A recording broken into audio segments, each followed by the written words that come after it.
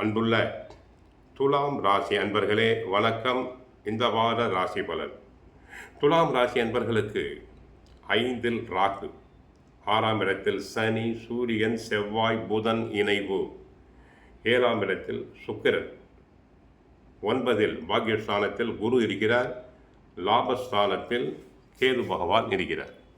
ஆக துலாம் ராசி அன்பர்களுக்கு சாதகமான கிரகங்கள் குரு, சனி, சூரியன் சாதகம், கேது பகவான் சாதகம், சுக்கிரனும் சாதகம். பெரும்பாலான கிரகங்கள் சாதகமாக இருப்பதால் குடும்பத்தில் கணவன் மனைவி இடையே ஒற்றுமை ஓங்கும், அன்பு பெருகும், தடங்கலான சுபகாரியங்கள் நல்ல விதத்தில் நடைபெறும், பெண்களுக்கு மனதிற்கு பிடித்த வரன் அமையும், குடும்ப செலவுக்கு பராமரிப்புக்கு தேவையான பண உதவிகள் தங்களுக்கு தாராளமாக கிடைக்கும், பிள்ளைகளால் பெருமை தங்களுக்கு உண்டாகும், நவீனகரமான பொருட்களை வாங்கும் யோகம் உண்டு. ராசிநாதன் சுக்கிரன் மேஷ ராசியில் அமர்ந்து துலாம் ராசியை 7ஆம் பார்வையாக பார்ப்பது சிறப்பு. குடும்ப சுபிட்சம் பெருகும், கணவன் மனைவி ஒற்றுமை ஓங்கும், உங்களுக்கு இருந்து வந்த போட்டி பொறாமைகள் அனைத்தும் விலகும், அரசாங்க உதவிகள் கிடைக்கும்.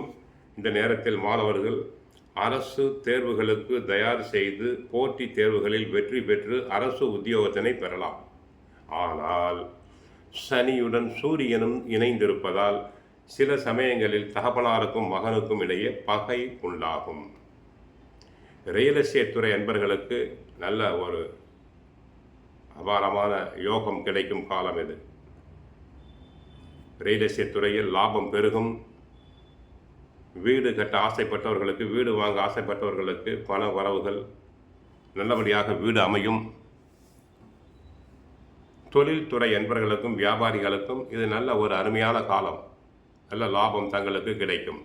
உத்தியோகம் செல்பவர்களுக்கு தங்களுக்கு நியாயமாக கிடைக்க வேண்டிய பதவி உயர்வு, இடமாற்றம், பணவரவு அனைத்தும் கிடைக்கும்.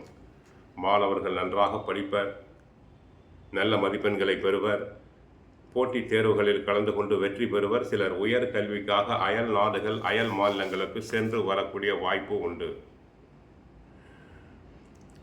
பாக்யஸ்தானத்தில் குரு இருப்பது மிகப்பெரிய சாதகம். எதிர்பாராத லாபம் தங்களுக்கு கிடைக்கும்.